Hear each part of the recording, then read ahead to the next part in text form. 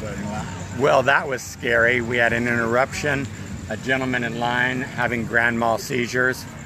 Really very, very sad. So we've had to have the paramedics come. They're taking him away, and he's in desperate condition. So if you could keep him in your prayers. It's a man I'd never met before, so lift him up. Lift him up. The paramedics are helping him. He's had to leave everything behind, and that's what the red lights are in the background. So we'll go back to our questions, though. This is Larry. Larry was answering the first question. He was telling me about what it's like to come into the city and how it happened. So Larry, how did it happen? Let's start from the top. Well, once again, when I arrived here, I had to have an income. So I started off with General Relief, basically. From General Relief, I went on to broadcasting school. And then So General Relief, you mean welfare? Welfare. That was a Welfare, source of yeah. income. Okay, yeah. I had to have a source of income. From that point, I went to broadcasting school, and I had an accident. A police car hit me in July 28, 1989, and he wanted to get out of it. He totally at fault. And it started from that point on. Basically, that was my beginning of being in Skid Row. Mm-hmm. I mean, becoming successful. 1989. Yeah, 1989. That's the same year I started working in Skid Rows. Okay. Well, that's when I had an accident on Channing Street. And it was an accident. So is that when you started sleeping on the street? Yeah. Where did you sleep? Well, I was on Channing, and I had a residence, but just friends of my family, I really never did stay there. Were you born here in LA? No, I was born in Dayton, Ohio. Dayton, Ohio, really? Dayton, Ohio. I'm originally from Ohio. I'm a The Buckeye. Brick City. No, it's In just Dayton, Ohio. the birthplace of aviation. Yeah, the birthplace of aviation. That's it. I knew it was something like that. They Yeah. made the airplane there. Yeah. Okay. When I came out here, My wife's from Ohio. What part? I'm Massillon, I've never heard of that. northeast, just south of Cleveland. Okay, well, I've heard of Mansfield because I had people in Mansfield. It's just the other Mansfield, out of the prison at Mansfield. Yeah, Massillon, Ohio. Well, we stayed in Mansfield, and Michael Mansfield, I met them personally. Really? Yes, Pretty I part of the have. state, huh? And the Draftons and other people. Yeah, so I'm in Ohio What you pretty say? often. Yeah. I am too. A Buckeye, huh? All right, NCR, man. That's the National Cash Register. So in 1989, you started sleeping on the street? Right. I was getting ready to go to Seattle, Washington, had a shipping and freight, going to Seattle, Washington, a ticket. And that was the interruption of that. You know, this young lady was with me, was getting an extra chili cheeseburger. And the cop came and hit me on the sidewalk, sitting on the sidewalk. I had a ticket in my pocket, shipping and freight. I owned all the equipment. I was going to broadcast, so I wasn't too far away from graduating from Federal Communications. And then it occurred and it happened. And from that point on, everything broke loose. So what's the hardest part, living in poverty on Skid Row? Economically, it's striving day to day, week to week, month to month. Housing, food, shelter, clothing, medical care. We took it from that position. Mm-hmm. And from taking in that position, we took it to this position.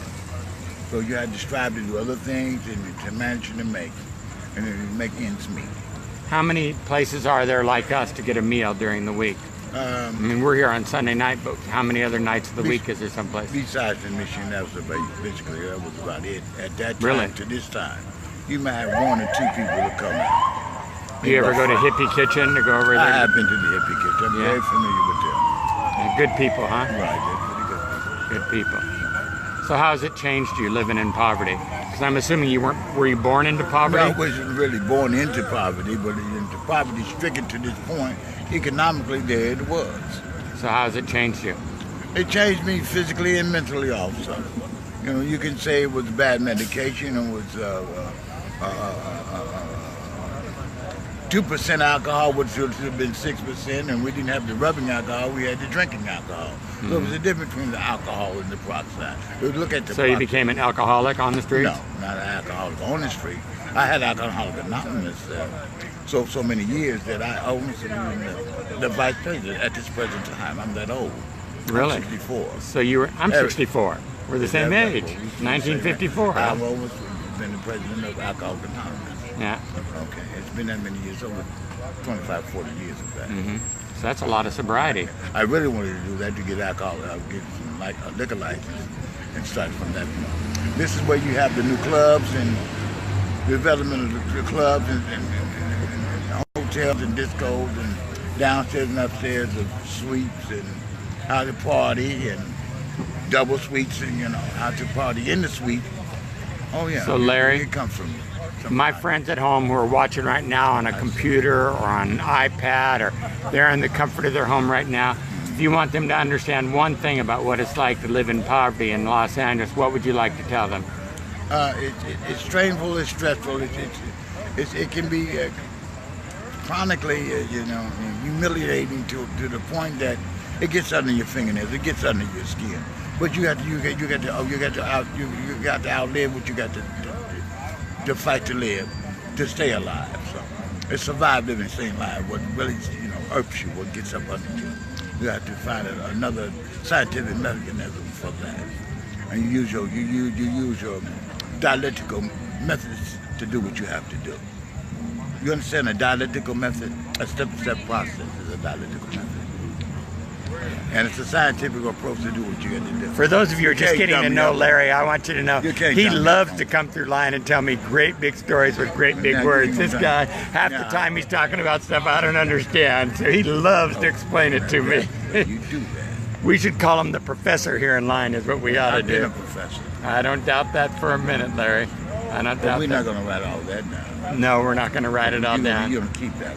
No, but all of my friends are going to be watching it right now, Larry. Well, Larry, God bless you. Thanks so much for doing this tonight. Kind of disconcerting tonight, wasn't it? To have that a guy had a seizure. It was awful to have to watch and have to wait for paramedics to get here. So man, learn through man and mouth to mouth, and you learn. And to know that each and every one of us someday that could be the way we go, huh? Just exactly the same way. It's short, and we're both 64, so it could be any time, huh? God bless you, man. Have a great week. I'm going to pay this man for having a great interview. He's earned it tonight. He's earned it. God bless you. Thanks for watching.